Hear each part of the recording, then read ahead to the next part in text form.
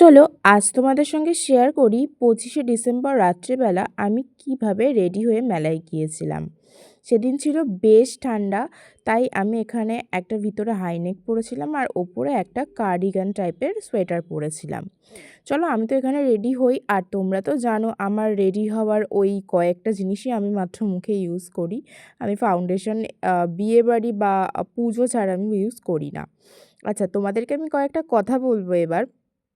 আমি আর প্রিয়া একটু ভিডিও করছি বলে অনেক লোকে অনেকভাবে পোক করার চেষ্টা করেছে।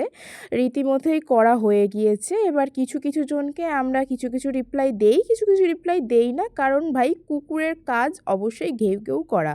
তুমি যখন ভালো কিছু, বা ভালো কিছুও না, তুমি নিজের মতো যখন নিজে থাকতে চাইবে না, কারোর কিছু না শুনে, কারোর কোনো তোয়াক্কা না করে, পিছন থেকে কিছু লোক ওরকম তোমাকে পিছনে ডাকবেই।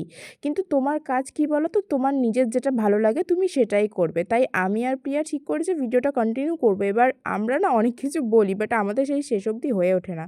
এবারও দেখা যাক কতদূর কী হয়। চলো আজকের মতো টাটা।